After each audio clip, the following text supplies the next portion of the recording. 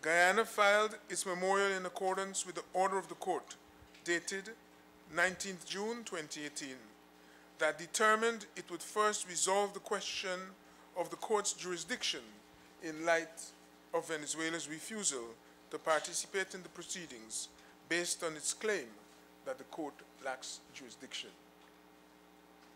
Guyana prepared its memorial bearing in mind the court's instruction that it should be informed of all the legal and factual grounds on which the parties rely in the matter of its jurisdiction. Guyana's submission, accordingly, sets out how the boundary with Venezuela was established by an arbitral tribunal constituted pursuant to a treaty concluded by Venezuela and Great Britain in 1897. Venezuela accepted this unanimous award, which was rendered by 5 eminent jurists on 3rd of October 1899, celebrated its outcome, participated in a joint commission to demarcate the boundary on the ground, and issued on the award's strict implementation and insisted on the award's strict implementation. Only decades later did Venezuela, in anticipation of Guyana's independence, cease recognizing the award's validity and binding nature, using the pretext to lay claim to more than 2/3 of Guyana's territory, in fact, some 77%. To ensure a final resolution to the controversy through peaceful means, the government of British Guyana, Venezuela, and the United Kingdom concluded the Geneva Agreement on the 17th of February, 1966. Article 4 of that treaty authorizes the Secretary General of the United Nations to decide which of the means listed in Article 33 of the United Nations Charter, which includes binding adjudication by the International Court of Justice, shall be used to resolve the controversy.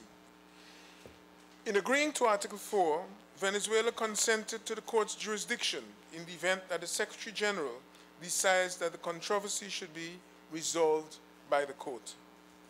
Efforts over more than half a century, including a 4-year mixed commission, 1966 to 1970, a 12-year moratorium, 1970 to 1982, a 7-year process of consultation on a means of settlement, 1983 to 1990, and a 27-year good offices process under the UN Secretary General's authority, 1990 to 2017, all failed to end the controversy.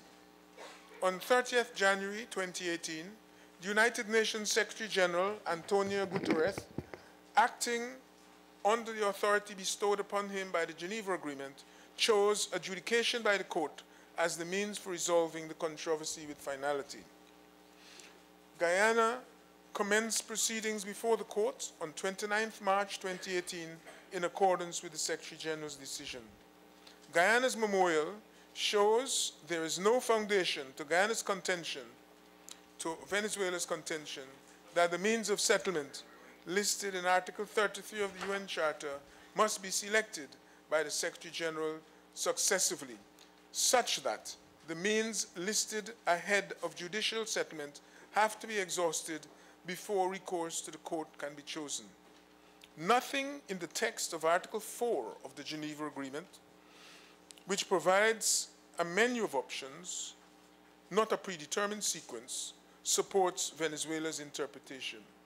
Nor is Venezuela correct in arguing that, as it has recently asserted, the controversy must be resolved exclusively by friendly negotiations, a claim that is belied by the express terms of the Geneva Agreement and contemporaneous statements by the parties during its negotiation and ratification. Guyana has no doubt that the court has jurisdiction to resolve the controversy that has plagued its relations with Venezuela and undermined its ability to develop its sovereign territory and natural resources. Guyana expresses its sincere hope that Venezuela will consider its refusal to participate in the judicial process that the UN Secretary General has decided will be the means by which the controversy will be resolved. Guyana's representation before the court is led by its agent, Vice President and Minister of Foreign Affairs, Carl B. Greenidge, and by his co-agents, Sir Sridat Ramphal and Ambassador Audrey Waddell. I thank you very much, Mr. Speaker.